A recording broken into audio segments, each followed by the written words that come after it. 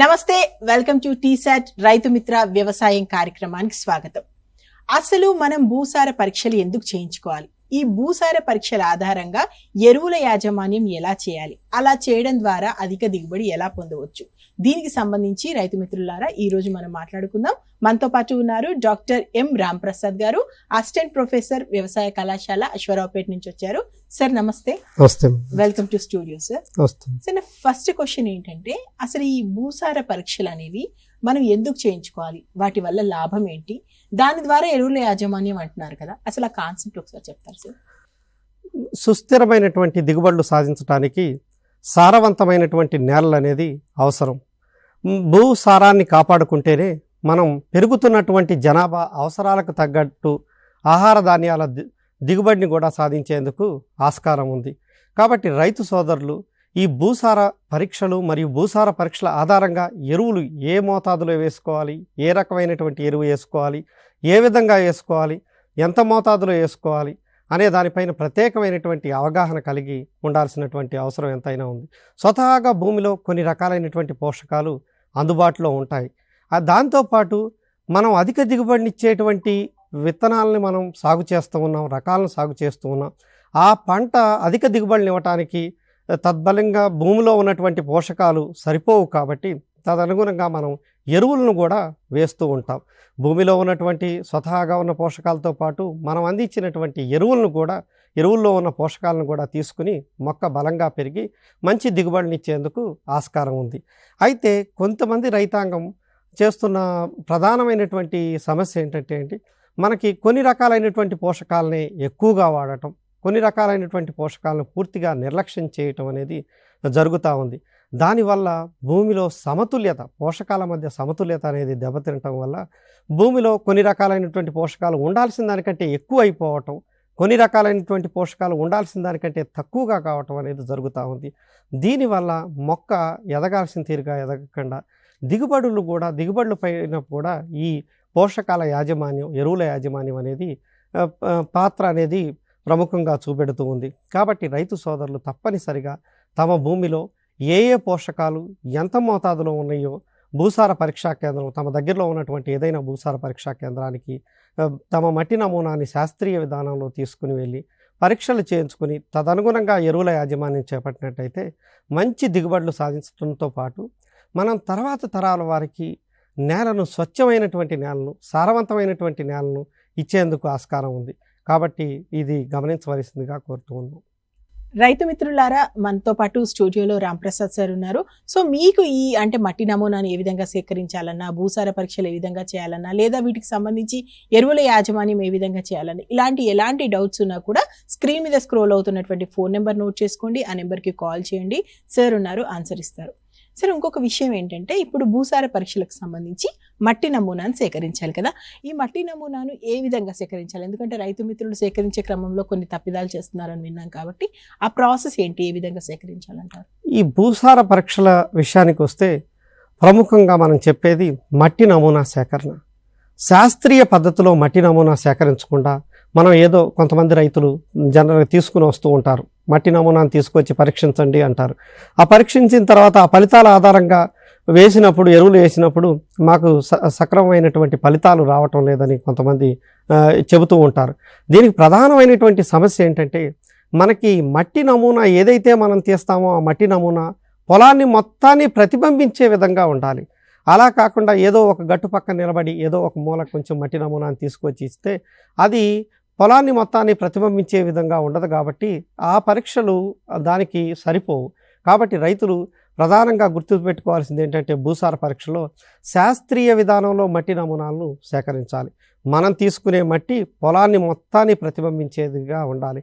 కాబట్టి రైతు సోదరులు పొలం మొత్తం కూడా జిగ్జాగ్గా పొలమంతా కలిగి తిరుగుతూ, 1 ఎకరం పొలానికి గనక చూసినట్టయితే మనం 10 స్థలాలను ఎంపిక చేసుకోవాలి. ఆ 10 స్థలాల నుంచి మట్టి నమూనాని తీసుకోవాల్సి ఉంటుంది. ఎకరంలో మనకు మొత్తం అంతా కూడా కలిగి తిరుగుతూ జిగ్జాగ్గా మనకి ప్రతి మూల కూడా కవర్ అయ్యేటట్టు చూసుకుని మట్టి నమూనాన్ని 10 ప్లేసుల్లో తీసుకోవాల్సి ఉంటుంది.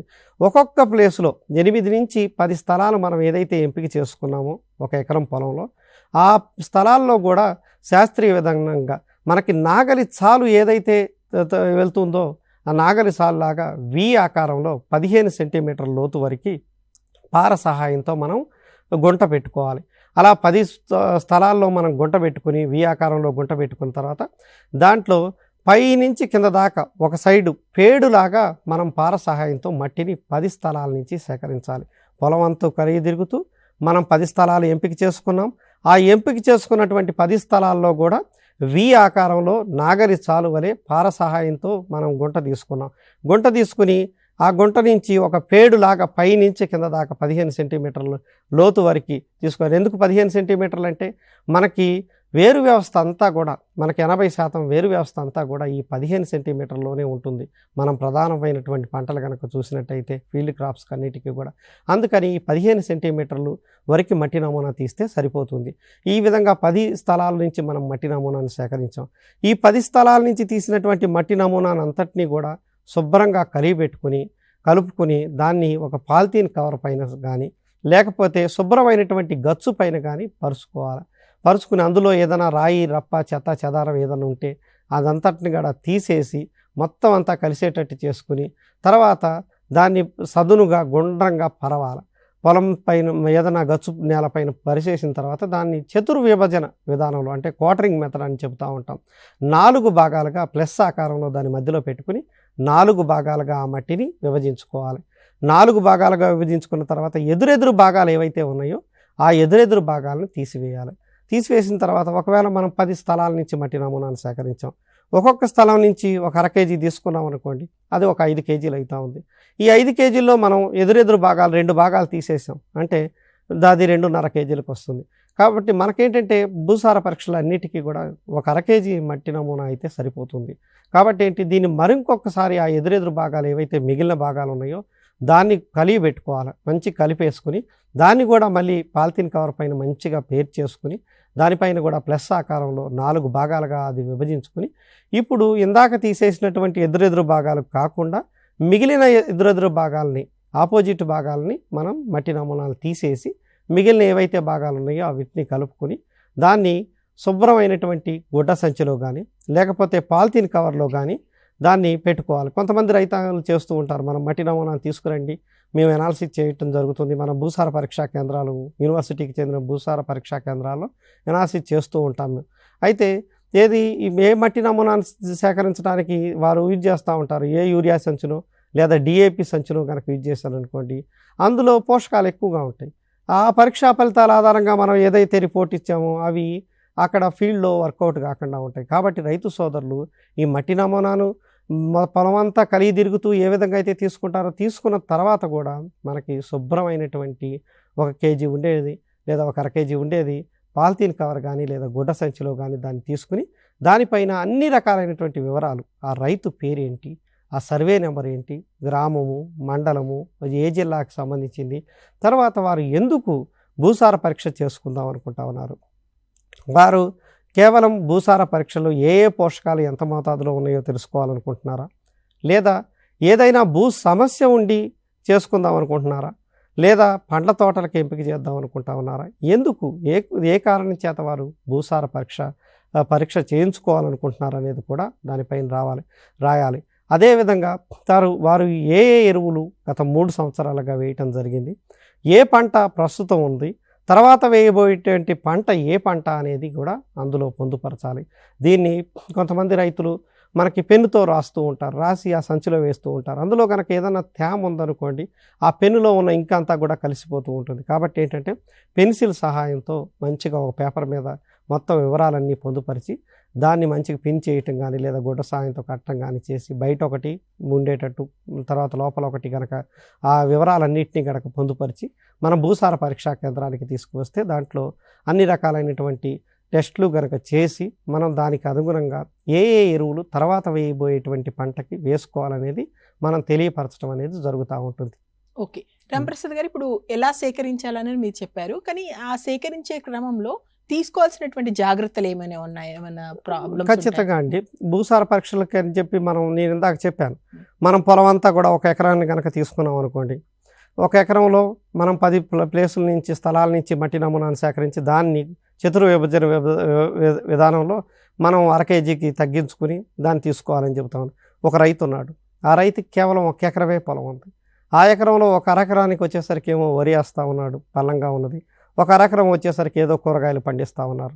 అటువంటి స్థలంలో అప్పుడు ఏం చేయాలంటే ప్రతి పంటను బట్టి ఆయన వేసేటువంటి దాన్ని ఎన్ని మట్టి నమూనాలు సేకరించాలనేది కూడా తీసుకోవాల్సిన అవసరం ఉంది. ప్రతి పంటకి ఒక మట్టి నమూనాను సేకరించాలి. అదేవిధంగా గట్లు పక్కమట కానీ లేదా ఏదన్నా పెంట కుప్పలు జనరల్గా మనం వేసవి కాలంలో తీస్తూ ఉంటాం, పెంటగాడ వేస్తూ ఉంటారు పొలాల్లో రైతులు. కాబట్టి అటువంటి పరిస్థితుల్లో ఎక్కడైనా పెంట కుప్ప కనుక ఉన్నట్టయితే ఆ పెంట కుప్ప పక్కన కానీ లేదా పల్లం ఎక్కడైతే ఉంటుందో పల్లాల పక్కన కానీ ఏదైనా చెట్టు ఉండొచ్చు పొలంలో మధ్యలో, ఆ చెట్టు కింద కానీ మట్టి నమూనాను సేకరించకూడదు. మురుగునీటి పోయేటువంటి కాలువల పక్కన కానీ కాలువల మధ్యలో కానీ లేదా మనకి నీటి పారుదల కాలువలు ఉంటాయి పొలంలో కూడా, ఆ కాలువలలో కూడా మట్టి నమూనాను సేకరించకూడదు. తర్వాత వచ్చేసరికి మనం ఏదైతే మట్టి నమూనా శుభ్రమైనటువంటి వస్తువులు మనకేది పార ఇవన్నీ కూడా అన్నీ కూడా మనం ఏదైతే భూసార పరీక్షకి మట్టి నమూనాను తీస్తున్నామో అవన్నీ కూడా శుభ్రపరచుకుని తర్వాత ఒక పొలంలో తీసిందే సేమ్ అదేవిధంగా తీసుకొచ్చి మళ్ళీ తీయటం కాకుండా అదేవిధంగా ఇందాక మనం చెప్పుకున్నట్టు ఏది పాలిథీన్ కవర్, శుభ్రమైనటువంటి పాలిథీన్ కవర్ని వాడటం, ఇవన్నీ కూడా జాగ్రత్తలు తప్పనిసరిగా ప్రతి రైతు కూడా చేపట్టాల్సిన అవసరం ఉందండి. ఓకే. ఇప్పుడు ఒక రైతు పళ్ళ తోటలు వేయాలనుకుంటున్నాడు. పళ్ళ తోట సాగు చేసుకోవాలనుకున్నటువంటి రైతు ఏదైతే ఇప్పుడు నమూనా పరీక్ష కోసం మట్టిని సేకరించాలంటే ఆ పద్ధతి ఎలా ఉంటుంది? దానికి కూడా ఇలానే? అవునండి. పళ్ళ తోటలు ఈ ప్రధానంగా మన ప్రభుత్వం కూడా పళ్ళ తోటలను ఎంతగానో ప్రోత్సహిస్తూ ఉంది. కాబట్టి ఏంటంటే ఈ పళ్ళ తోటలకి మామూలు ఫీల్డ్ క్రాప్స్కి చాలా వ్యత్యాసం ఉంది. ఏంటంటే వేరు వ్యవస్థ అనేది లోతుగా వెళ్తూ ఉంది కాబట్టి లోతుగా అయినటువంటి గుంటల్ని ఏర్పాటు చేసుకుని మట్టి నమూనాను సేకరించాల్సినటువంటి అవసరం ఉంది. 1 ఎకరం పొలం కనుక చూస్తే అదంతా కూడా చదునుగా ఉంది, మంచిగానే ఉంది, అంతా రంగు అంతా కూడా సమానంగానే ఉంది, ఒకే రంగు ఉంది. అట్లాంటి సందర్భంలో 1 ఎకరం పొలంలో మధ్యలో కనుక మనం ఒక 4 అడుగుల వరకు లోతు ఉండేటట్టు మనం ఒక గుంటని ఏర్పాటు చేసుకోవాలి. 4 అడుగుల వెడల్పు, 4 అడుగుల పొడవు, 4 అడుగుల లోతు ఉండేటట్టు గుంటను ఏర్పాటు చేసుకుని ఆ గుంటలో ప్రతి పొర నుంచి కూడా మట్టి నమూనాను సేకరించాల్సినటువంటి అవసరం ఉంది. ప్రధానంగా ఏంటంటే గత 10 సంవత్సరాలుగా మేము మొక్కజొన్న వేస్తూ ఉన్నాం, మంచి దిగుబడులు వస్తూ ఉన్నాయి. కాకపోతే ఎప్పుడైతే మేము ఈ మొక్కజొన్న నుంచి ఆయిల్ ఫామ్కి వెళ్ళాం, లేకపోతే చీనీ నిమ్మకి వెళ్ళాం, జామకి వెళ్ళిన తర్వాత ఫస్ట్ 2 సంవత్సరాలు బాగానే ఉంది. 3వ సంవత్సరం వచ్చేసరికి మా ఈ మొక్కలు చివర్ల నుంచి ఎండిపోతూ ఉన్నాయి అని మనకి కొంతమంది రైతులు సమస్యలు తీసుకొస్తూ ఉంటారు. ఏంటంటే ప్రధానమైనటువంటి కారణం ఏంటంటే భూమిలో వివిధ రకాలైనటువంటి పొరలు ఉంటాయి. కొన్నిసార్లు భూమి పైన అంతా కూడా బాగానే ఉంటుంది, లోతుగా చూసినట్టయితే లోతైనటువంటి పొరలు ఏవైతే అడుగునున్న పొరలు ఏవైతే ఉన్నాయో ఆ పొరల్లో ఎక్కడైనా చౌడు పేరుకునే అవకాశం ఉంది. ఫస్ట్ సంవత్సరం మనకి వేరు వ్యవస్థ మొదటి 2 అడుగుల్లోనే ఉంది. ఎప్పుడైతే 3వ అడుగులో కనుక లేదా 2వ అడుగులోనో 3వ అడుగులోనో ఎక్కడన్నా ఈ ఉప్పు పేరుకుపోయి ఉన్నట్టయితే వేరు ఎప్పుడైతే ఆ ఉప్పు పేరుకున్నటువంటి ఆ స్థలాన్ని కనుక ఆ లేయర్ని కనుక మనం టచ్ చేసిందో అప్పటి నుంచి అది అనేక సమస్యలు, నీరు తీసుకోలేదు, పోషకాలను గ్రహించలేదు. మరి నీరు కూడా కొన్నిసార్లు ఆ ఏదైతే ఉప్పు ఉందో ఆ ఉప్పు ఉన్న భాగంలో నుంచి వేరు వ్యవస్థ నుంచి నీరు అనేది బయటికి వెళ్ళిపోతూ ఉంటుంది. అప్పుడు మొక్కలో ఆ సమస్యలన్నీ కూడా పోషక సమస్యలతో పాటు ఈ ఉప్పు సమస్య కూడా మనకి ప్రతిబింబిస్తూ ఉంటుంది. ముందు ఆకుల చివరి నుంచి ఎండిపోవటం, కొన్నిసార్లు ఆకులు రాలిపోవటం, పోతా పిందె రాలిపోవటం, ఇటువంటివన్నీ కూడా మనం గమనించడం జరుగుతూ ఉంది. కాబట్టి రైతు సోదరులు ముఖ్యంగా గమనించాల్సింది ఏంటంటే ఈ పండ్ల తోటలకు ఎప్పుడైతే ఎంపిక చేసుకుందాం అనుకుంటున్నారో అప్పుడు తప్పనిసరిగా 4 అడుగులు లోతు ఉండేటట్టు గుంటను తీసుకుని, ప్రొఫైల్ స్టడీ అంటాం దీన్ని, గుంటను తీసుకుని ప్రతి అడుగు నుంచి మట్టి నమూనాను పైనుంచి కింద దాకా ఒక పేడ్ లాగా మట్టి నమూనాని తీసుకోవాల్సినటువంటి అవసరం ఉంది. తీసేటప్పుడు కూడా చివర ముందుగా కింద ఉన్న అడుగు నుంచి మట్టి నమూనాను సేకరించుకున్న 1/2 కేజీ దాని సంచిలో కలుపుకోవాలి. తర్వాత 2వ అడుగు, కింద నుంచి 2వ అడుగు, తర్వాత 3వ అడుగు, తర్వాత పైన ఉన్న అడుగు నుంచి మట్టి నమూనాను సేకరించి అందులో మనం ఈవెన్ భూసార పరీక్షా కేంద్రానికి తీసుకెళ్లేటప్పుడు కూడా అది 1వ అడుగుదా, 2వ అడుగుదా, 3వ అడుగా, 4వ అడుగా అనేది పొందుపరచాల్సినటువంటి అవసరం ఉంది.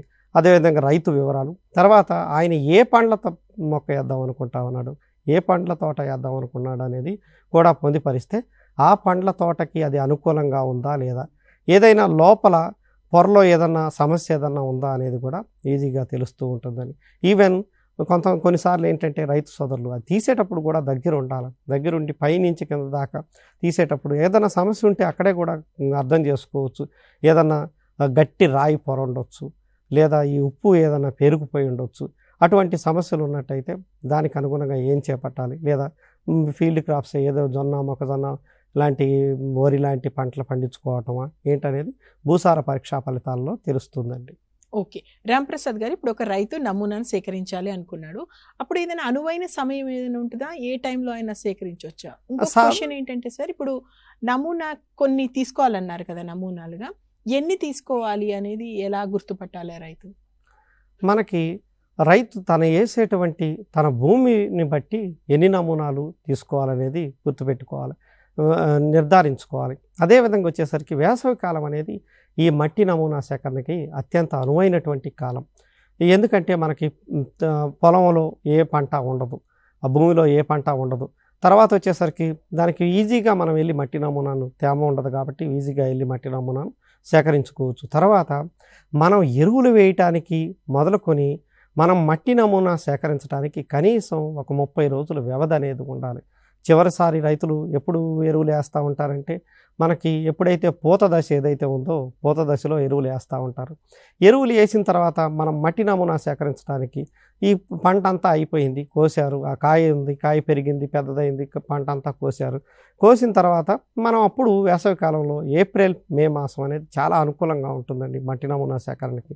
ఈ కాలంలో వెళ్ళి మనం మట్టి నమూనాను సేకరించినట్టయితే అప్పుడు కనీసం ఒక నెల రోజులు వ్యవధి ఉంది కాబట్టి ఆ వేసినటువంటి ఎరువుకి మనం మట్టి నమూనా స్వతహాగా ఉన్న సహజ సిద్ధమైన మట్టి నమూనాకి ఏ విధమైన సంబంధం ఉండదు. కాబట్టి మనకి ఖచ్చితమైనటువంటి అది ఫలితాలు అనేది వచ్చేందుకు ఆస్కారం ఉంది. అదేవిధంగా తను వేసేటువంటి పంటలను బట్టి, అదేవిధంగా నేల స్వభావాన్ని బట్టి, ఏటవాలు తరాన్ని బట్టి ఎన్ని నమూనాలు సేకరించాలనేది రైతు నిర్ధారించుకోవాలి. ఒకవేళ తనకు ఉన్నటువంటి 1 ఎకరం పొలం ఒకే విధంగా ఉంది, ఏ విధమైనటువంటి ఎత్తు పొలాలు లేదు, ఒకే రంగు ఉంది, ఏళ్ల తరబడి ఆయన అదే పంట వేస్తూ ఉన్నాడు, ఒకే పంట సాగు చేస్తూ ఉన్నాడంటే ఒక నమూనా 1 ఎకరం పొలంలో తీసుకుంటే సరిపోతుందండి. అంటే 10 ప్లేసుల్లో తీసి అదంతా కలిపి మనం ఫైనల్గా ఒక నమూనాన్ని తీస్తాం అనేది జరుగుతూ ఉందండి. అలా కాకుండా కొన్నిసార్లు మనకి రైతు కనుక చూసినట్టయితే వేరు పంటలు వేయటం, అప్పుడు వేరు నమూనాలను తీసుకోవాల్సినటువంటి అవసరం ఉంది. అదే పండ్ల తోటల విషయానికి వస్తే ఒక 2 ఎకరాలు ఒకే విధంగా ఉంది నేల అనుకుంటే ఒక 2 ఎకరాలకు ఒక నమూనా తీసుకున్నా సరిపోతుందండి. అదే కనుక ఏటవాళ్ళ తలం ఉంది, లేదా మనకి రైతుకు ఒక 5 ఎకరాల పొలం ఉంది, లేదా 4 ఎకరాల పొలం ఉంది అనుకోండి, ఒక మూలన్న ఒక అరెకరమో పావు ఎకరమో బాగా పండట్లేదు, ఏదో సమస్య ఉంది అక్కడ, ఏదన్నా చౌడు ఉండొచ్చు. అటువంటి సందర్భంలో ఏదైతే పండని మడి ఏదైతే ఉందో ఆ మడి నుంచి ప్రత్యేకంగా నమూనాను తీసుకుని మనకి పంపించినట్టయితే అది ఏ సమస్య అనేది భూసార పరీక్షలో తెలిపి తదనుగుణంగా ఏ విధమైనటువంటి యాజమాన్య పద్ధతులు చేపట్టాలనేది మనం తెలియపరచడం అనేది జరుగుతుందండి. రైతు మిత్రులారా, వింటున్నారు కదా రాంప్రసాద్ గారు చెప్పేది. భూసార పరీక్షలకు సంబంధించి కానీ, లేదా ఎరువుల యాజమాన్యానికి సంబంధించి మీకు ఎలాంటి డౌట్ ఉన్నా స్క్రీన్ మీద స్క్రోల్ అవుతున్నటువంటి ఫోన్ నెంబర్ అయితే నోట్ చేసుకోండి. ఆ నెంబర్కి కాల్ చేయండి, సార్ ఉన్నారు, మంచి ఆన్సర్ ఇస్తారు. అండ్ ఇంకొకటి, ఇప్పుడు ఒక రైతు భూసార పరీక్షలు చేయించుకున్నాడు సార్, మళ్ళీ తర్వాత ఎప్పుడు చేయించుకోవాలంటే ఎన్ని సంవత్సరాలకు ఒకసారి చేయించుకోవాలనేది ఏమైనా ఉంటుందా? అవునండి, ఇప్పుడు భూసార పరీక్షలు చేసుకున్న తర్వాత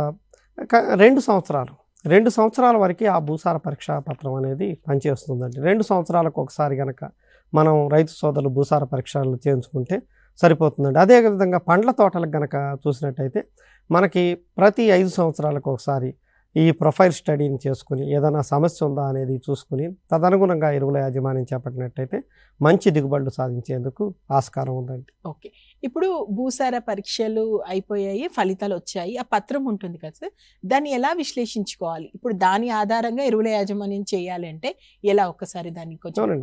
భూసార పరీక్ష ప్రధానమైనటువంటి సమస్య ఇది. ఏంటంటే మంచి ప్రశ్న అండి ఇది. ఏంటంటే భూసార పరీక్ష పత్రాలు వచ్చాయి మనకి. భూసార పరీక్షకు మట్టి నమూనాను శాస్త్రీయ పద్ధతిలో తీసుకున్నాం. దగ్గరలో ఉన్నటువంటి భూసార పరీక్షా కేంద్రంలో మనం ఎనాలిసిస్ చేయటం జరిగింది. తదనుగుణంగా మనకి భూసార పరీక్ష పత్రాలు ఇవ్వటం జరిగింది. ఆ పత్రాల్లో మనకు ప్రధానంగా చూసినట్టయితే ఏముంటాయంటే ఉదజని సూచి ఎంత ఉంది, అదేవిధంగా లవణాల శాతం అనేది ఎంత ఉంది, లభ్య నత్రజని, భాస్వరం, పొటాషు, అదేవిధంగా సూక్ష్మ పోషకాలైనటువంటి జింకు, బోరాన్, ఐరను, ఇనుము, అదేవిధంగా కాపరు, మ్యాంగనీస్ అనేవి ఎంత మోతాదులో ఉందనేది తెలుస్తూ ఉంటుంది. ఇందులో ముఖ్యంగా గుర్తుపెట్టుకోవాల్సింది ఏంటంటే రైతు సోదరులు, ఉదజని సూచి ఎంత ఉంది. ఉదజని సూచి కనుక 6.5 నుంచి 7.5 వరకు ఉంటే అది తటస్థ నేలలని అంటారు. అప్పుడు ఆ తటస్థంగా ఉన్నటువంటి పరిస్థితుల్లో, సాధారణమైనటువంటి పరిస్థితుల్లో మొక్క ఎదుగుదల బాగుంటుంది. మిగిలిన అన్ని రకాలైనటువంటి పోషకాలు కూడా మొక్కకు అందుబాటులో ఉంటాయి. మనం వేసినటువంటి ఎరువులు కూడా అందుబాటులో ఉండేందుకు మొక్కను తీసుకునే విధంగా ఉండటం అనేది జరుగుతూ ఉందండి. అదేవిధంగా 6.5 కంటే 6.5 కంటే తక్కువగా కనుక ఉదజని సూచి ఉంటే దాన్ని ఆమ్ల నేలని అంటారు. అదేవిధంగా ఉదజని సూచి 7.5 కాడి నుంచి మొదలు పెడితే 8.5 వరకు ఉంటే దాన్ని తెల్ల చౌడు అని, 8.5 కంటే ఎక్కువగా ఉంటే దాన్ని నల్ల చౌడు అని అంటారు. ముఖ్యంగా రైతు సోదరులు ఈ ఉదజని సూచి, అదేవిధంగా లవణాల శాతం అనేది ఎంత ఉందనేది కూడా గుర్తుపెట్టుకోవాలండి. ఈ లవణాలు కనుక ఎక్కువగా ఉంటే మనం వేసినటువంటి ఎరువులు కూడా మొక్క తీసుకోలేదు. అదేవిధంగా మొక్క ఎదుగుదల కూడా సరిగా ఉండదు. లభ్య స్థితిలో కొన్ని రకాలైనటువంటి పోషకాలు స్వతహాగా భూమిలో ఉన్నప్పటికీ కూడా అవి అందుబాటులో లేని స్థితికి అనేది మారుతూ ఉంటాయి. కాబట్టి ఈ లవణాల శాతం కూడా ఎంత ఉందనేది కూడా ప్రత్యేకమైనటువంటి దృష్టి పెట్టాలి. లవణాల శాతం కనుక 2 డెసిసెమైన్స్ పర్ మీటర్ కంటే తక్కువగా ఉన్నట్టయితే అవి సాధారణమైనటువంటి నేలని, చౌడు లేనటువంటి సాధారణమైనటువంటి నేలగా మనం వ్యవహరిస్తామండి. అదే కనుక 2 కంటే ఎక్కువగా ఉంటే సమస్య ఉన్నట్టు గుర్తించి తదనుగుణంగా ఎరువుల యాజమాన్యం కానీ లేదా ఆ నేలల పునరుద్ధరణ పైన రైతు సోదరులు దృష్టి పెట్టాల్సినటువంటి అవసరం ఉంది. అదేవిధంగా లభ్య నత్రజని కనుక మనం చూసినట్టయితే 1 ఎకరం పొలానికి కనుక చూసినట్టయితే 110 నుంచి 220 మధ్యలో ఉంటే అవి మధ్యస్థంగా ఉన్నట్టు, లభ్య నత్రజని మధ్యస్థంగా ఉన్నట్టు. అదేవిధంగా లభ్య భాస్వరం కనుక చూసినట్టయితే 10 నుంచి 24 కేజీలు 1 ఎకరానికి కనుక ఉన్నట్టయితే దాన్ని మధ్యస్థం అని. అదేవిధంగా లభ్య పొటాష్ కనుక చూసినట్టయితే 60 నుంచి 120 మధ్యలో కనుక ఉన్నట్టయితే అవి మధ్యస్థంగా ఉన్నట్టు మనం గుర్తించాలండి. ఈ మధ్యస్థంగా కనుక ఉన్నట్టయితే ఏదైనా పోషకం, లభ్య పోషకం నత్రజని కావచ్చు, భాస్వరం కావచ్చు, పొటాష్ కావచ్చు, ఇవి మధ్యస్థంగా కనుక ఉన్నట్టయితే ఏదైతే పోషకాలను మనం శాస్త్రవేత్తలు సిఫార్సు చేస్తున్నారో ఆ సిఫార్సు చేసినటువంటి పోషకాలను ఆ విధంగా శాస్త్రీయ విధానంలో వేసుకోవాల్సినటువంటి అవసరం ఉంటుందండి. అదే కనుక ఏదైనా పోషకం ఉండాల్సిన దానికంటే తక్కువగా ఉందంటే, ఉదాహరణకు మనం చూసినట్టయితే నత్రజని మనం చెప్పుకున్నట్టు 110 నుంచి 220 మధ్యలో ఉన్నట్టయితే దాన్ని మధ్యస్థం అంటాం. 110 కంటే తక్కువగా ఉంది అంటే అది లభ్య స్థితిలో తక్కువగా ఉందని అర్థం. అప్పుడు ఏదైతే పోషకాలు సిఫార్సులు చేశామో దానికి 25 నుంచి 30% ఎక్కువగా అదనంగా వేసుకోవాల్సినటువంటి అవసరం ఉంది. అదేవిధంగా భాస్వరం ఉంది. భాస్వరం కనుక మనం చూసినట్టయితే 10 నుంచి 24 మధ్యలో ఉంటే మధ్యస్థం అన్నాం. అదే కనుక 24 కంటే ఎక్కువగా ఉంది అంటే దాన్ని 25 నుంచి 30% తగ్గించుకుని వేసుకోవచ్చు. అదేవిధంగా ఇంకా ఎక్కువ కొన్నిసార్లు ఉండాల్సిన దానికంటే చాలా ఎక్కువగా ఉందనుకోండి, అప్పుడు దాన్ని ఇంకా కూడా 50% వరకు కూడా తగ్గించుకునేందుకు ఆస్కారం. జనరల్గా ఏంటంటే మనం ఎక్కువగా ఉన్నప్పుడు 25 నుంచి 30% తగ్గించుకుంటాం. అదేవిధంగా తక్కువగా ఉన్నట్టయితే సిఫార్సు చేసినటువంటి మోతాదుని 25 నుంచి 30% పెంచుకుని వేసుకోవచ్చు. మధ్యస్థంగా ఉన్నట్టయితే దాని సిఫార్సులు ఏదైతే సిఫార్సు చేశారో ఆ సిఫార్సుల మేర మనం ఎరువులు అనేది వాడటం అనేది జరుగుతూ ఉంది. అదేవిధంగా మనకు చూసుకున్నట్టయితే ఈ సూక్ష్మ పోషకాల విషయానికి వచ్చినట్టయితే జింక్ ప్రధానంగా మన ఏరియాలో చూసినట్టయితే జింక్ లోపం అనేది కనపడతా ఉంది. ఈ జింక్ కనుక 0.65 కనుక ఉన్నట్టయితే, పీపీఎంలు కనుక ఉన్నట్టయితే అది సాధారణ స్థాయి, లభ్య స్థాయి కింద మనం చెప్పుకుంటూ ఉంటాం. అదేవిధంగా ఈ బోరాన్ కనుక చూసినట్టయితే 0.5 కనుక పీపీఎంలు కనుక ఉన్నట్టయితే అది సాధారణ స్థాయిగా లభ్యస్థితి, క్రిటికల్ లెవెల్ అని అంటూ ఉంటాం. అనుకూలమైనటువంటి స్థాయి కింద చెబుతూ ఉంటాం. ఆ పరిస్థితిలో ఆ మోతాదులో కనుక ఉన్నట్టయితే లభ్యత అనేది చాలా ఎక్కువగా మంచిగా ఉంటుంది, మొక్క కూడా ఎదుగుదల కూడా బాగుంటుందని అర్థం. తర్వాత కనుక చూసినట్టయితే మనకి ఇనుము 4 పీపీఎంలు కనుక ఉన్నట్టయితే మంచిది. అదేవిధంగా మ్యాంగనీస్ కనుక చూసినట్టయితే 2 పీపీఎంలు కనుక ఉన్నట్టయితే మంచిది.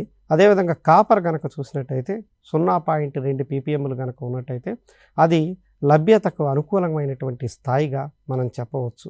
ఈ స్థాయికి కొంచెం తక్కువగా ఉన్న లేదా ఎక్కువగా ఉన్న సమస్య ఉన్నట్టు మనం గుర్తించాలి. అదే కనుక తక్కువగా ఉన్నట్లయితే ఆ సూక్ష్మ పోషకాల యాజమాన్యం పైన కూడా రైతు సోదరులు ప్రత్యేకమైనటువంటి దృష్టి పెట్టాల్సినటువంటి అవసరం ఉంది. సార్ నిజంగా చాలా క్లియర్గా ఎక్స్ప్లెయిన్ చేశారు సూచికనైతే. ఇప్పుడు చాలా మందికి వస్తున్న కంప్లైంట్ ఏంటంటే భాస్వరం ఎక్కువగా ఉంటుంది అంటున్నారు పొలాల్లో. ఈ భాస్వరం అనేది ఎక్కువగా ఉంటే ఎలా ఉంటుంది సార్ పరిస్థితి? మన నేలలు కనుక చూసినట్టయితే సుమారు 35% కంటే పైబడిన నేలలు భాస్వరం అనేది ఉండాల్సిన దానికంటే ఎక్కువగా ఉంది.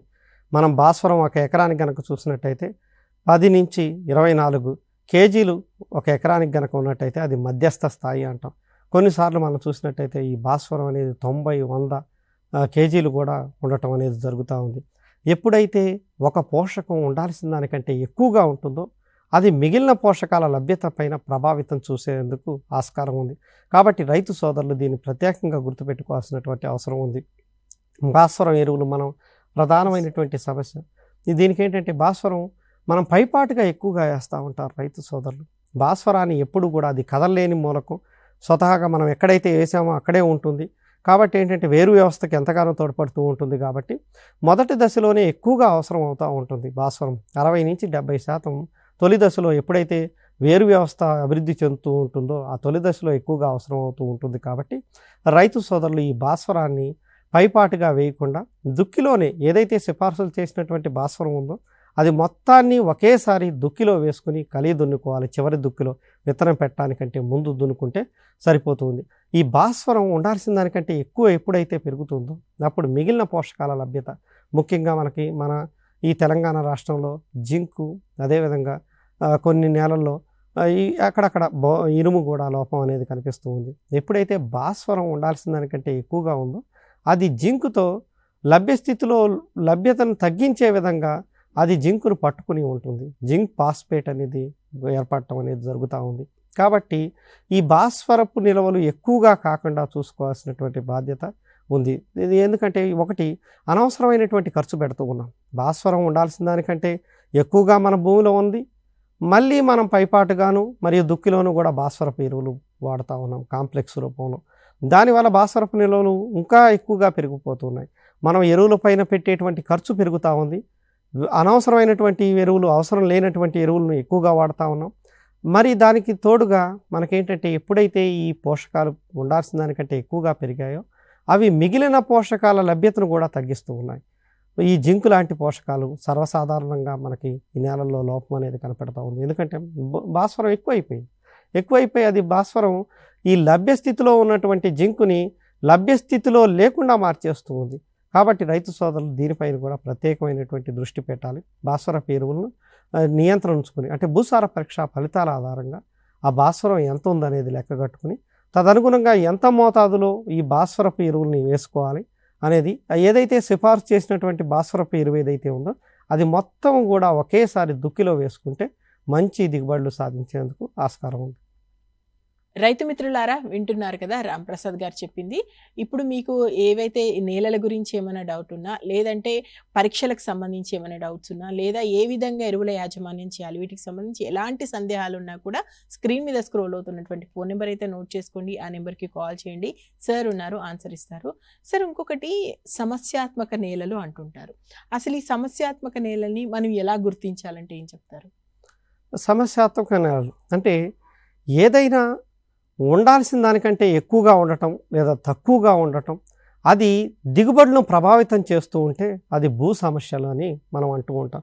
భూమి యొక్క భౌతిక మరియు రసాయన జీవ లక్షణాలు ఉండాల్సిన తీరు కంటే భిన్నంగా ఉండి అది దిగుబడులను ప్రభావితం చేస్తూ ఉంటే భూ సమస్య ఉన్నట్టు మనం గుర్తించాలి. సమస్యాత్మకమైనటువంటి భూముల్లో ప్రధానంగా మనం చూసినట్టయితే ఆమ్ల నేలలు, అదేవిధంగా చౌడు నేలలు అనేది ప్రధానమైనటువంటి సమస్యలు మనకు కనపడుతూ ఉంటాయి, రసాయన సమస్యలు.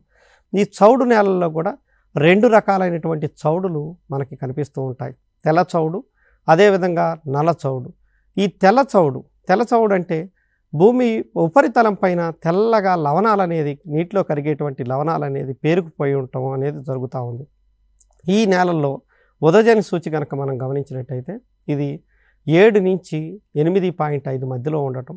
అదేవిధంగా డెసిసమైన్స్ ఈసీ కనుక మనం చూసినట్టయితే ఇది 4 డెసిసమైన్స్ పర్ మీటర్ కంటే ఎక్కువగా ఉండటం అనేది గమనించటం జరుగుతూ ఉంది. అదేవిధంగా సోడియం అబ్జార్ప్షన్ రేషియో అదేవిధంగా ఎక్స్చేంజబుల్ సోడియం పర్సెంటేజ్ అంటే మార్పిడి జరిగేటువంటి సోడియం అనేది తక్కువగా ఉంటుంది 15 కంటే. అదేవిధంగా లవణాల శాతం అనేది 4 కంటే ఎక్కువగా ఉంటుంది. భూమి ఉపరితలంపై ఎండాకాలంలో కనుక మనం వెళ్ళినట్టయితే ఆ పొలాలకి పైన తెల్లగా బూడిదలాగా పేరుకుపోయి ఉంటుంది ఈ లవణాలన్నీ కూడా పైకి వచ్చి. దీన్ని తెల్ల చౌడు అనేది మనం అంటాం జరుగుతూ ఉంది. ఈ ఈ తెల్ల చౌడు కనుక ఏర్పడింది అనుకోండి, భూమిలో పోషకాలు ఉన్నప్పటికీ కూడా ఆ పోషకాలని మొక్క తీసుకోలేదు, ఎదుగుదలను ప్రభావితం చేస్తూ ఉంటుంది. అదేవిధంగా నీరు ఉన్నప్పటికీ కూడా నీరు తీసుకోలేదు.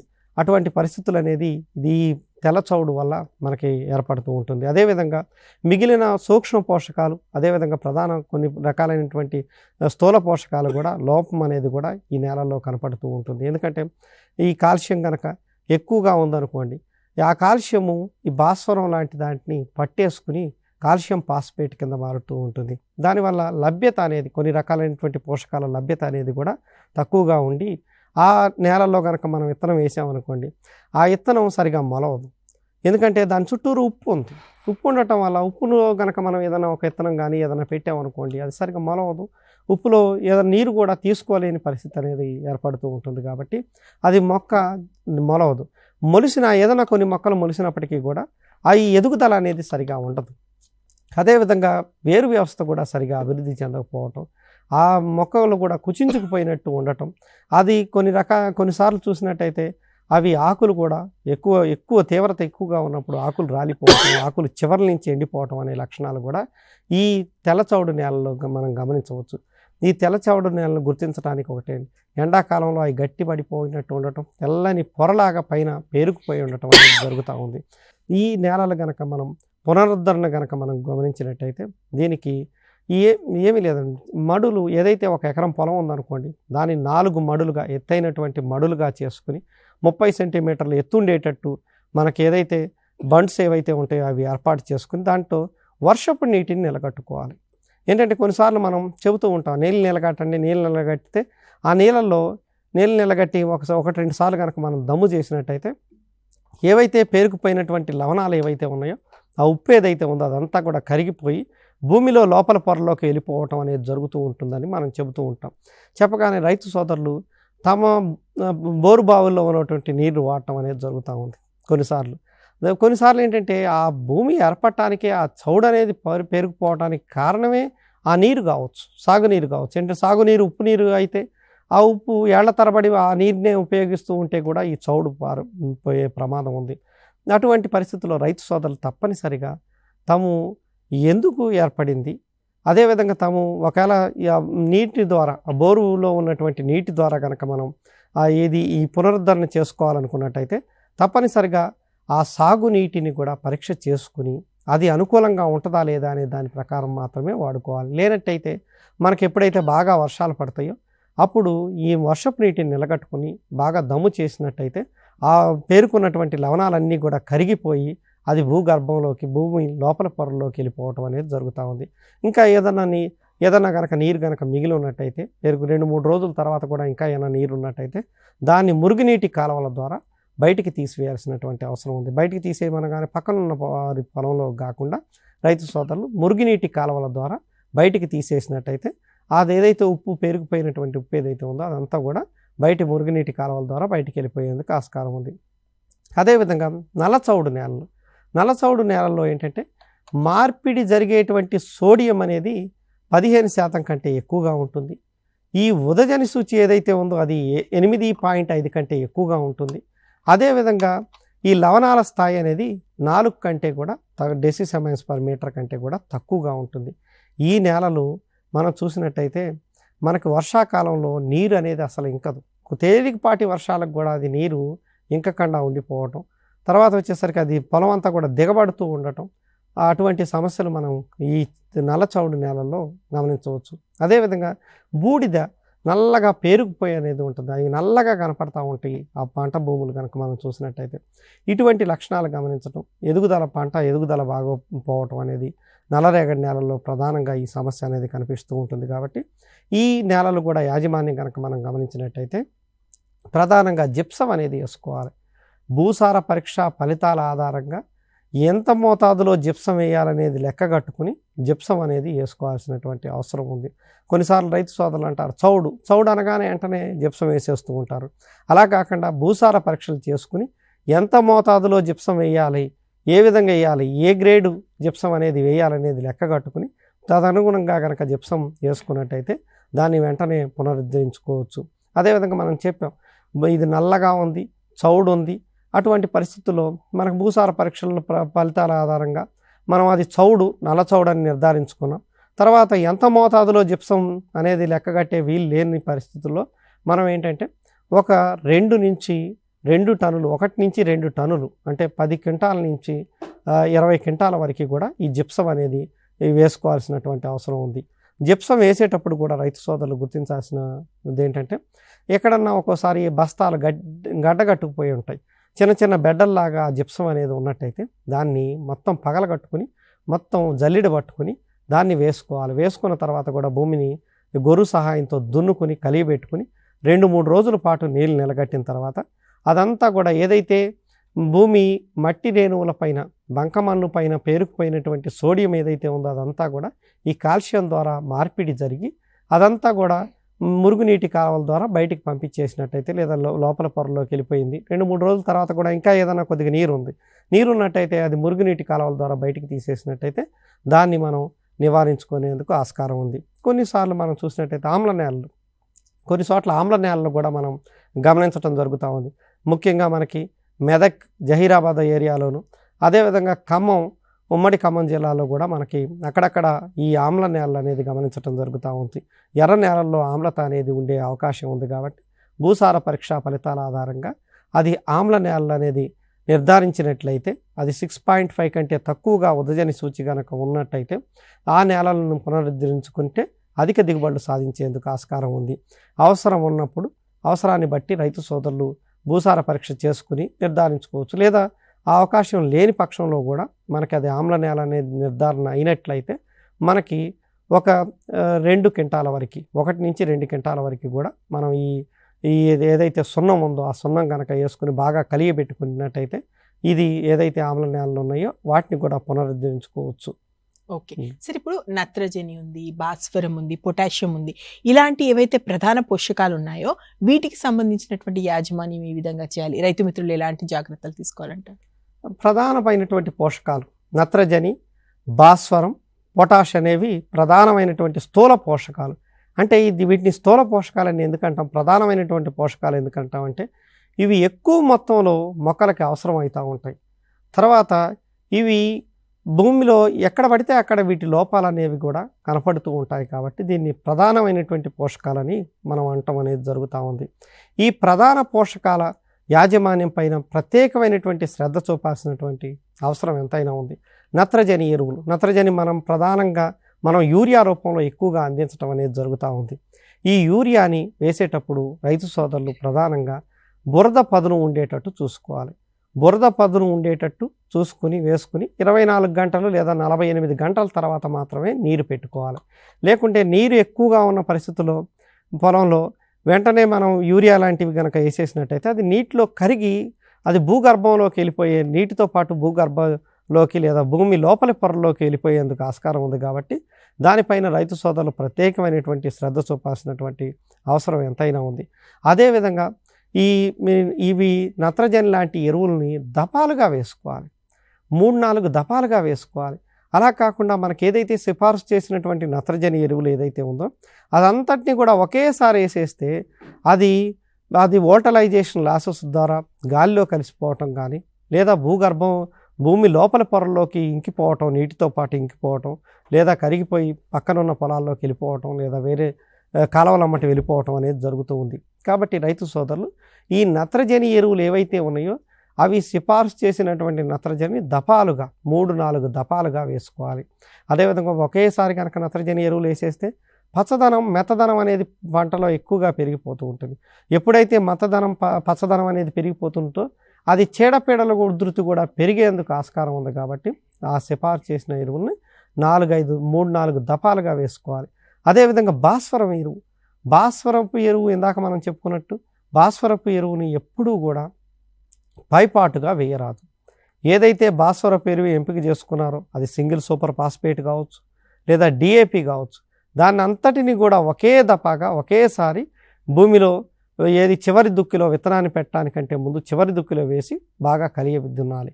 అలా చేసినట్టయితే అది మొత్తం భూమిలో కలిసిపోయి ఉంటుంది. ఎప్పుడైతే మనం విత్తనం వేసామో ఆ విత్తనం మొలిసింది, వేరు పెరుగుతూ ఉంది.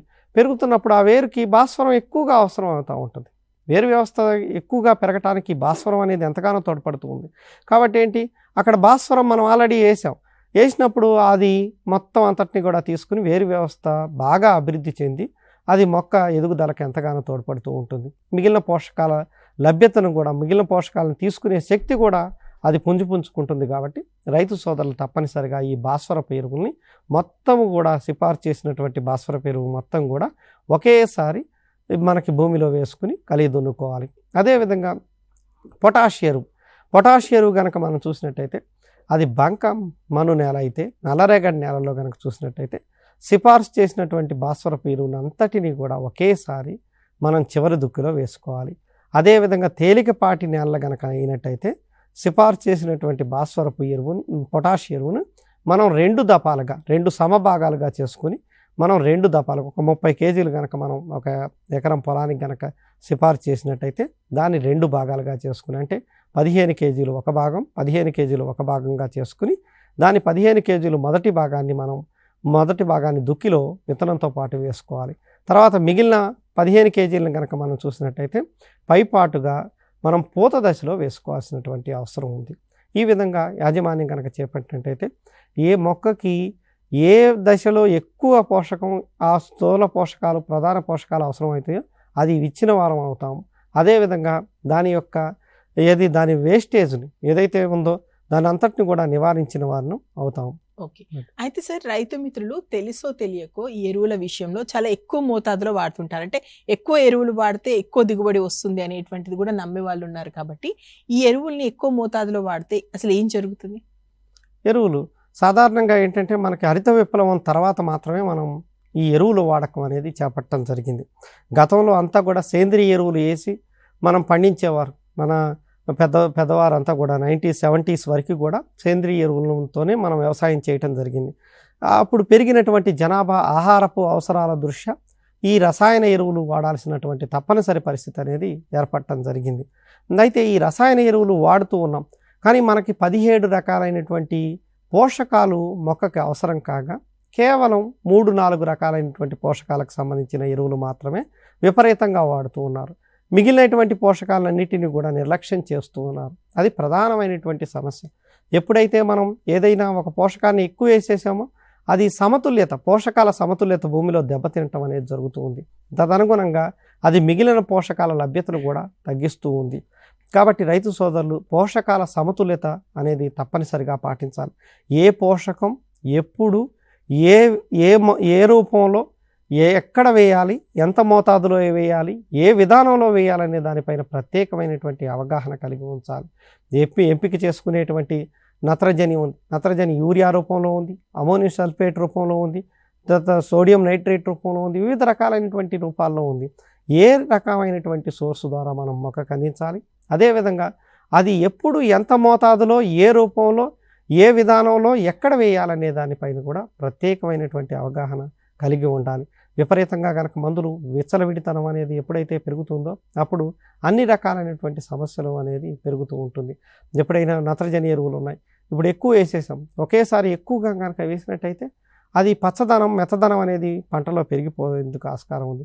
తదనుగుణంగా ఒకటి సాగు ఖర్చులు పెరిగిపోతాయి, ఎందుకంటే చీడపీడలు పెరుగుతాయి. ఆ చీడపీడల నివారణకు గాను మనం ఎప్పుడు రసాయన ఎరువులు ఎక్కువగా, రసాయన క్రిమి సంహారక మందుల్ని ఎక్కువగా వాడాల్సినటువంటి అవసరం ఉంది.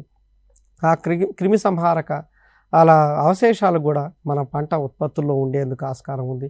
అదేవిధంగా మనం చూసినట్టయితే ఈ సాగు ఖర్చులు కూడా పెరిగిపోతూ ఉంటాయి. మనకి భాస్వరం అనేది ప్రధానంగా మనకి ఎక్కువగానే ఉంది, లభ్యత అనేది భూమిలో ఎక్కువగానే ఉంది. ఎక్కువగా ఉన్నప్పటికీ కూడా రైతు సోదరులు పైపాటుగా కూడా భాస్వరపు ఎరువులు ఎక్కువగా వాడుతున్నారు. దీనివల్ల ఏంటి, సాగు ఖర్చు అనేది పెరిగిపోతూ ఉంది.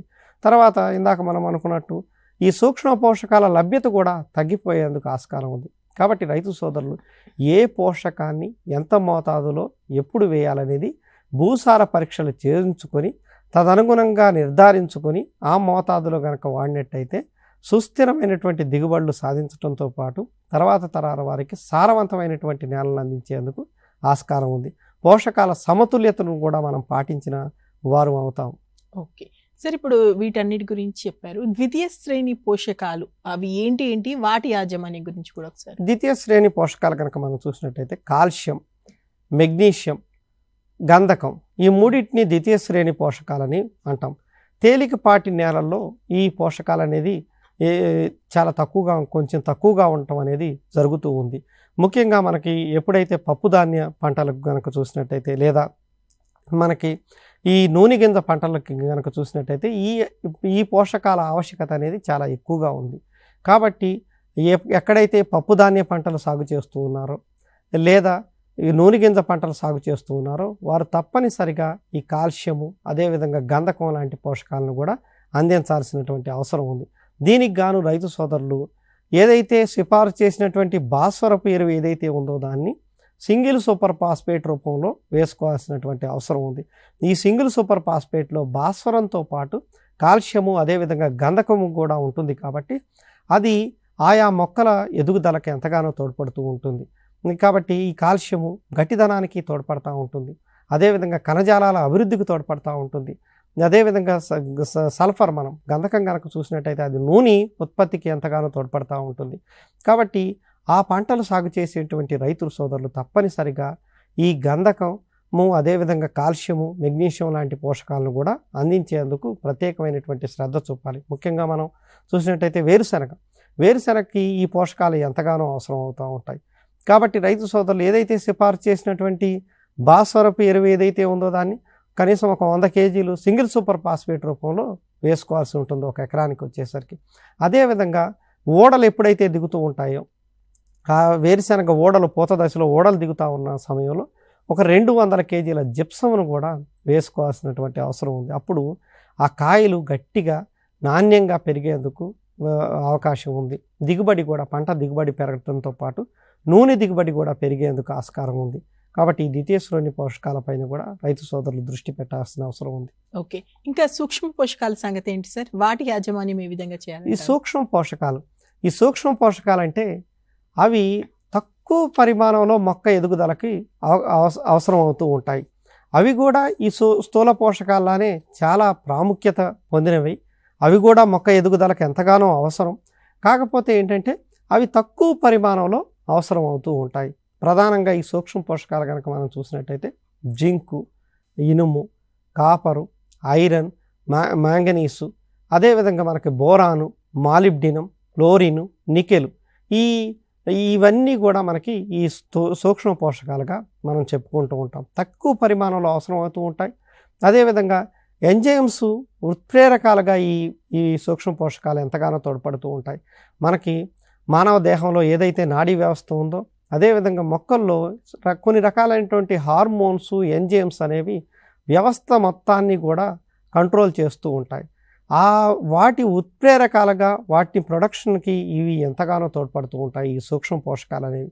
కాబట్టి ఈ సూక్ష్మ పోషకాల యాజమాన్యం పైన కూడా రైతు సోదరులు ఎంతగానో దృష్టి పెట్టాల్సినటువంటి అవసరం ఉంది. ముఖ్యంగా మనకు చూసినట్టయితే జింకు లోపం అనేది వరి పండించే ప్రాంతాల్లోనూ కొన్ని పంటల్లో అన్నింటిలో కూడా చాలా వరకు అక్కడక్కడ కనపడుతూ ఉన్నాయి. ఈ జింకు లోపం ఎప్పుడైతే కనపడుతూ ఉంటుందో దానిపైన ఈ వరి పంట కనుక మనం చూసినట్టయితే త్రుప్పు లాంటి మచ్చలు అనేది ఏర్పడుతూ ఉంటాయి. అదేవిధంగా మొక్క కుచించుకుపోయినట్టు ఉంటుంది. అవి అగ్గి తెగులు వచ్చిందా అన్నట్టు కొంచెం ఎండిపోయినట్టు, ఆకులంతా కూడా పెలుసు బారిపోయి ఎండిపోయినట్టు కనపడుతూ ఉంటాయి. మనం విరగ్గొట్టగానే శబ్దం చేస్తూ విరిగిపోతూ ఉంటాయి ఆకులన్నీ కూడా. ఇటువంటి లక్షణాలు కనుక మనం చూసినట్టయితే ఇటుక రంగు లేదా తుప్పు లాంటి మచ్చలు ఏర్పడ్డాయి, కుచించుకుపోయింది, పెరుగుదల తగ్గింది, పసుపు రంగులోకి మారుతూ ఉంది మొక్క అంతా కూడా, ఆకులు కూడా చాలా చిన్నవిగా ఏర్పడ్డాయి. అటువంటి పరిస్థితులు కనుక మనం గమనించినట్టయితే అది జింకు లోపంగా గుర్తించి తగిన యాజమాన్య పద్ధతులు చేపట్టాల్సినటువంటి అవసరం ఉంది. ఈ జింకు యాజమాన్యం కనుక మనం గమనించినట్టయితే అది ఒక ఎకరానికి వచ్చేసరికి 20 కేజీల జింక్ సల్ఫేట్ని వేసుకోవాల్సినటువంటి అవసరం ఉంది చివరి దుక్కిలో. అదేవిధంగా పొలంలో కనుక మనకి ఈ జింకు లోపం కనుక గమనించినట్టయితే జింక్ సల్ఫేట్ని 2 గ్రాములు 1 లీటర్ నీటికి కలుపుకొని పిచికారీ చేసుకోవాలి. అదేవిధంగా చీలేటెడ్ జింక్ కనుక అయినట్టయితే 1 ఎకరం పొలానికి 100 గ్రాములని 200 లీటర్ నీటిలో కలుపుకొని పిచికారీ చేసుకుంటే సరిపోతుంది. అదేవిధంగా ఇనుము కూడా ఎప్పుడైతే లేత దశలో ఎక్కువగా ఈ సూక్ష్మ పోషక లోపాలు అనేవి కనిపిస్తూ ఉంటాయి. ఆకులన్నీ కూడా తెల్లగా పాలిపోయి నిర్జీవంగా కనపడుతూ ఉంటే లేత ఆకులు, దాన్ని ఇనుము లోపంగా గుర్తించవచ్చు. ఈ ఇనుము లోప నివారణకు కూడా రైతు సోదరులు అన్నబేదిని అనేది దొరుకుతూ ఉంటుంది. ఐరన్ సల్ఫేట్, ఫెర్రస్ సల్ఫేట్ అనేది దొరుకుతూ ఉంటుంది. దీన్ని మనకి 5 గ్రాముల్ని 1 గ్రాము నిమ్మ ఉప్పుతో కలుపుకొని 1 లీటర్ నీటికి చొప్పున కలుపుకొని పిచికారీ చేసుకున్నట్టయితే ఈ ఇనుము లోపాన్ని కూడా నివారించుకోవచ్చు. ఓకే సార్, ఇప్పుడు సమగ్ర ఎరువుల యాజమాన్యం అంటే ఏంటి, అంటే అసలు దాని ఆవశ్యకత ఏంటి, అది ఏ విధంగా చేయాలి అంటే ఏం చెప్తారు? రైతు సోదరులు మనం ఇందాక చెప్పుకున్నట్టు రసాయన ఎరువులు వాడటం అనేది జరుగుతూ ఉంది. ఈ రసాయన ఎరువులే కాదు, మనకి పోషకాలను అన్ని రకాలైనటువంటి పోషకాలని మొక్కకు అందించాలంటే రసాయన ఎరువులతో పాటు సేంద్రియ ఎరువులు, అదేవిధంగా వివిధ మనకి ఏదైతే పంట ఉప ఉత్పత్తులు ఏవైతే ఉన్నాయో లేదా పంట వ్యర్థాలు ఏవైతే ఉన్నాయో అవి, అదేవిధంగా మనకి జీవన ఎరువులు కూడా మనకి అందుబాటులో ఉన్నాయి. ఇవన్నిటినీ కూడా సమగ్రంగా పాటిస్తూ ఎంతో కొంత వేస్తూ మొక్కకు గనక పోషకాలని అందుబాటులోకి తీసుకురాగలిగితే దాన్ని సమగ్ర పోషక యాజమాన్యం అంటాం. కేవలం మొక్కకు కావలసినటువంటి పోషకాల లభ్యతకు కేవలం రసాయన ఎరువులనే కాకుండా రసాయన ఎరువులతో పాటు సేంద్రియ ఎరువులు, అదేవిధంగా జీవన ఎరువులు, అదేవిధంగా పంటల వ్యర్థాలను కూడా అన్నిటినీ మిళితం చేస్తూ అన్ని రకాలైనటువంటి పోషకాలు మొక్కకు అందేలా చూడటాన్ని సమగ్ర వ్యవసాయ విధానం అంటాం, సమగ్ర పోషకాల యాజమాన్యం అంటాం. దీనివల్ల ఏంటంటే మనకి భూమిలో అనేక రకాలైనటువంటి సూక్ష్మజీవులు ఉంటాయి. ఆ సూక్ష్మజీవులు ఈ పోషకాల యొక్క సైకిల్స్లో మొత్తం తిరగటంలోనూ మొక్కకి అందుబాటులోకి తీసుకురావటంలోనూ పోషకాలని లభ్యస్థితిలో లేనటువంటి వాటిని లభ్యస్థితిలోకి తీసుకురావటంలోనూ ఎంతగానో తోడ్పడుతూ ఉంటాయి. ఈ సూక్ష్మజీవులకి ఆహారం సేంద్రియ పదార్థం. మనం ఈరోజు పశువులు సంతతి చాలా తగ్గిపోయింది కాబట్టి, పశువుల ఎరువుల లభ్యత తగ్గింది కాబట్టి ప్రత్యామ్నాయంగా మనకి పంట వ్యర్థాలు కనుక ఉంటే పంట వ్యర్థాలు, అదేవిధంగా ఎక్కడ అందుబాటులో ఉంటే అక్కడ ఈ అందుబాటులో ఉన్నటువంటి అన్ని రకాలైనటువంటి పశువుల ఎరువుతో మొదలు పెడితే కోళ్ల ఎరువు దాకా అందుబాటులో ఉన్నటువంటి అన్ని రకాలైనటువంటి సేంద్రియ ఎరువులను కూడా మొక్కకి తీసుకురావాలి. అదేవిధంగా పచ్చి రొట్టె ఎరువులు, ఎక్కడైనా పచ్చి రొట్టె ఎరువుకు అవకాశం ఉన్న ప్రతి చోట కూడా పంటకు ముందు కానీ లేదా పంట తర్వాత కానీ ఈ పచ్చి రొట్టె ఎరువులు జీలుగా, జనుము, పెసర, పిల్లి పెసర, అదేవిధంగా వెంపలి ఇట్లాంటి అన్ని రకాలైనటువంటి పంటలను కనుక వేసుకుని అవి పూత దశలో కనుక కలిగి దున్నుకుంటే సేంద్రియ పదార్థం పెరగటంతో పాటు పోషకాల లభ్యత కూడా పెరుగుతూ ఉంది. ఈ విధంగా కనుక మనం చేసినట్టయితే రసాయన ఎరువులు 70% మనం ఏదైతే మనం అనుకున్నామో పోషకాలు మోతాదు ఏదైతే ఉందో లెక్కగట్టుకున్నటువంటి పోషకాల మోతాదులో 70% రసాయన ఎరువుల ద్వారా, మిగిలిన 30% ఈ వివిధ రకాలైనటువంటి విధానాల్లో సేంద్రియ రూపంలో కనుక మొక్కకు అందించినట్టయితే భూమి సారం కూడా పెరిగి తర్వాత తరాల వారికి మంచి స్వచ్ఛమైనటువంటి భూమి అందించే వెసులుబాటు కూడా కలుగుతూ ఉంది. ఓకే సార్, ఇప్పుడు మట్టి పరీక్ష గురించి మనం మాట్లాడుకున్నాం కాబట్టి నీటికి సంబంధించి కూడా, సాగునీటికి సంబంధించి కూడా పరీక్షలు ఏమైనా జరిపించుకోవాలా, వాటిని బట్టి మనం చేసుకోవాల్సినటువంటి పద్ధతులు ఏమైనా ఉంటాయి, దాని గురించి ఒకసారి. తప్పనిసరిగా ఇప్పుడు మారుతున్నటువంటి పరిస్థితులకు అనుగుణంగా రైతు సోదరులు అన్ని రకాలైనటువంటి వాటిపైన అవగాహన కలిగి ఉండాలి. భూసార పరీక్షలతో పాటు సాగునీటి పరీక్షలు కూడా తప్పనిసరిగా చేసుకోవాల్సినటువంటి అవసరం ఉంది. ఈ సాగునీరులో గనక ఉప్పు గనక ఉన్నట్టయితే ఆ నీరు వాడటం వల్ల మనం మంచి విత్తనాన్ని ఎంపిక చేసుకున్నాం, మన నేల బాగానే ఉంది, అదేవిధంగా శాస్త్రీయ మెలకువలు పాటిస్తూ ఉన్నాం, చీడపీడల యాజమాన్యం పాటిస్తూ ఉన్నాం, అయినప్పటికీ కూడా దిగుబడులు కొన్నిసార్లు తగ్గుతూ ఉంటాయి. ఎందుకు? మనం వాడేటువంటి నీరులో ఏమన్నా సమస్య ఉండవచ్చు. ఉప్పు నీరు కనుక ఉన్నట్టయితే ఆ ఉప్పు నీరు మిగిలిన పోషకాలన్నిటి లభ్యతను అనేది తగ్గిస్తూ ఉంటుంది. కాబట్టి రైతు సోదరులు తప్పనిసరిగా తమ ఏదైతే సాగునీరు ఏదైతే ఉందో దాన్ని పరీక్ష చేయించుకోవాల్సినటువంటి అవసరం కూడా ఎంతగానో ఉంది. ముఖ్యంగా ఈ సాగునీటి పరీక్షలకి నమూనా కనుక సేకరణ కనుక మనం చూసినట్టయితే 1 లీటరు లేదా 1/2 లీటర్ బాటిల్ కనుక తీసుకుని శుభ్రమైనటువంటి పాలిథీన్ కానీ లేకపోతే ప్లాస్టిక్ బాటిల్ కానీ లేదా గాజు బాటిల్ కానీ తీసుకుని దాంట్లో మట్టి ఆ నమూనాని తీసుకోవాలి. చెరువు కనుక నీటిని కనుక మనం ఉపయోగిస్తుంటే చెరువు మధ్య భాగంలో లేదా చెరువు కొంచెం ఏది చివర కాకుండా అంచును కాకుండా మధ్య కొంచెం లోపలికి వెళ్ళి నీళ్లు తీసుకుని వచ్చి పరీక్ష చేయించుకోవాలి. అదేవిధంగా మనకు బోర్ వాటర్ కనుక మనం వాడుతూ ఉన్నట్టయితే బోర్ని ఓ 15 నిమిషాల పాటు రన్ చేసిన తర్వాత రన్ చేసిన తర్వాత 15 నిమిషాల పాటు నీరు పోయిన తర్వాత బాటిల్ నింపుకుని దానిపైన అన్ని రకాల వివరాలు, ఎక్కడిది ఇది దేనికోసం ఇస్తా ఉన్నాం మనం అనేది వివరాలు, రైతు పేరు, అదేవిధంగా ఎక్కడ సర్వే నెంబరు, ఏ పొలం అనేది వివరాలు కనుక, ఏ పంట వేద్దాం అనుకుంటున్నాం అనేది వివరాలు కనుక పొందుపరిచి భూసార పరీక్ష కేంద్రంలో కనుక ఇచ్చినట్టయితే సాగునీటి పరీక్షలు కూడా చేసి ఏదైనా అవసరాన్ని బట్టి ఏదైనా యాజమాన్య పద్ధతులు చేపట్టాలా అనేది తెలియపరచడం అనేది జరుగుతూ ఉంది.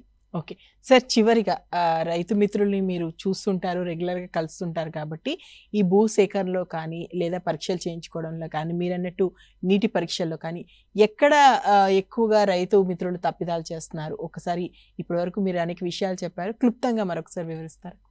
భూసార పరీక్షలు ఏంటంటే చాలామంది రైతులకి ఈ భూసార పరీక్షలు చేయించుకోవాలని అవగాహన అనేది ఉంది. కాకపోతే తప్పనిసరిగా కొంచెం నిర్లక్ష్యత, అశ్రద్ధ చూపటం అనేది జరుగుతూ ఉంది. శాస్త్రీయ పద్ధతిలో మట్టి నమూనా సేకరించుకోవాలి. ఈ మట్టి నమూనా సేకరణలోనే చాలాసార్లు మనం ఇబ్బందులు అనేది ఎదుర్కోవటం అనేది జరుగుతూ ఉంది. పొలం అంతా ప్రతిబింబించే విధంగా మట్టి నమూనాను సేకరించుకోవాలి. అన్ని రకాలైనటువంటి వివరాలు పొందుపరచాలి. అదేవిధంగా కొన్నిసార్లు రైతులు వరి పంట వేద్దాం అనుకుంటారు, నీరు అందుబాటులో ఉండని పక్షంలో తర్వాత ఏ పంట వేద్దాం అనుకుంటున్నారు అనేది కూడా, ఏ పంటలు తర్వాత వేయబోయే పంటలు అనగానే ఒక పంటే రాయకుండా వారు ఏమైనా 2-3 పంటలు వారికి అవకాశాన్ని బట్టి మొక్కజొన్న కావచ్చు, జొన్న కావచ్చు, లేదా అవి కూడా రాస్తే వాటికి కూడా మనం భూసార పరీక్ష ఫలితాలతో పాటు ఆ పత్రంతో పాటు మనం ఆ పంటలకు కూడా ఏ ఎరువులు ఎప్పుడు ఎంత మోతాదులో వేసుకోవాలనేది తెలియపరచడం అనేది జరుగుతూ ఉంది. అదేవిధంగా పైపాటుగా ఎట్టి పరిస్థితుల్లోనూ భాస్వరపు ఎరువులు వేయకూడదు. భాస్వరపు ఎరువులు నిల్వలు అనేవి మన నేలల్లో ఎక్కువగా పెరిగిపోతూ ఉన్నాయి. కాబట్టి భాస్వరపు ఎరువులు తగ్గించుకోండి. అందుబాటులో ఉంటే అవకాశాన్ని బట్టి పచ్చిరొట్ట ఎరువులు, ఇప్పుడు పచ్చిరొట్ట ఎరువులు కనుక మనం చూసినట్టయితే జనుము కానీ, జీలుగు కావచ్చు, ఇవన్నీ కూడా 12 కేజీల నుంచి 15 కేజీలు పొలంలో జల్లేస్తే అడపాదడపా పడే వర్షాలు, తొలకరి వర్షాలకి అది పెరిగి 6 నుంచి 12 టన్నుల వరకు కూడా సేంద్రియ పదార్థం మనకు అందుబాటులోకి వస్తుంది. తర్వాత ఈ పచ్చిరొట్ట ఎరువులు దున్నేటప్పుడు కూడా మనకి అది ముదిరిపోయినట్టు కాకుండా అది కొంచెం లేతగా ఉన్నప్పుడు, అంటే పూత దశలో దున్నుకోవటం. అదేవిధంగా దున్నిన తర్వాత అది భూమిలో కలియబెట్టిన తర్వాత కనీసం 15 రోజుల పాటు వ్యవధి ఉండాలి పంట వేయటానికి. లేకపోతే వేడి పుట్టి ఆ వేడి ద్వారా మొక్క ఎదుగుదల అనేది తగ్గిపోతూ ఉంటుంది. కాబట్టి రైతు సోదరులు తప్పనిసరిగా భూసార పరీక్షలు చేయించుకోవాలి. తదనుగుణంగానే ఏ ఎరువులు ఎంత మోతాదులో ఎప్పుడు ఏ విధంగా వేయాలి, ఎంత లోతులో వేయాలనేది నిర్ధారించుకుని మనం కనుక సమగ్ర యాజమాన్య పద్ధతులు కూడా, సమగ్ర పోషక యాజమాన్యం కూడా, అంటే అందుబాటులో ఉంటే అవకాశాన్ని బట్టి అందుబాటులో ఉన్న సేంద్రియ పదార్థాన్ని కూడా మనం కనుక ఈ పోషకాల యాజమాన్యంలో భాగంగా కనుక చేసుకున్నట్టయితే సుస్థిరమైనటువంటి దిగుబడులు సాధించడంతో పాటు తర్వాత తరాల వారికి మనకి సారవంతమైనటువంటి నేలలు అందించిన వారి అవుతాం. థ్యాంక్ యూ సార్, నిజంగా చాలా వాల్యుబుల్ ఇన్ఫర్మేషన్ ఇచ్చారు. అండ్ రైతు మిత్రులారా, మీరు తర్వాత సార్తో ఫోన్ మాట్లాడాలనుకుంటే ఫోన్ నెంబర్ నేను చెప్తాను, ఒకసారి నోట్ చేసుకోండి. 9848110773. సార్కి ఈ నెంబర్కి కాల్ చేస్తే తర్వాత మీకు ఈ విషయానికి సంబంధించి ఎలాంటి డౌట్స్ ఉన్నా కూడా క్లియర్ చేస్తారు. And Ramprasad sir, thank you so much. నిజంగా మా రైతు మిత్రులకు చాలా విలువైన ఇన్ఫర్మేషన్ ఇచ్చారు. రైతు మిత్రులారా, విన్నారు కదా, మనకు పౌష్టికాహారం ఎంత ముఖ్యమో మొక్క కూడా అన్ని పోషకాల లభ్యత అంతే అవసరం. కాబట్టి భూసార పరీక్షలు చేసుకోండి, నీటి పరీక్షలు చేసుకోండి, మీ భూమిలో ఏ ఎరువులు ఉన్నాయి, అంటే మీ ఏ పోషకాలు ఉన్నాయి, ఏ పోషకాలు లేవు, దానికి సంబంధించి ఏ ఎరువులు వాడాలి, ఏ ఎరువులు ఎంత మోతాదులో వాడాలి, ఇవన్నీ కూడా తెలుసుకొని సరైన మోతాదులో వాడితే ఖచ్చితంగా అధిక దిగుబడి పొందగలుగుతారు. ఇది ఈరోజు రైతు మిత్ర. వచ్చే వారం మళ్ళీ కార్యక్రమంలో మళ్ళీ కలుద్దాం.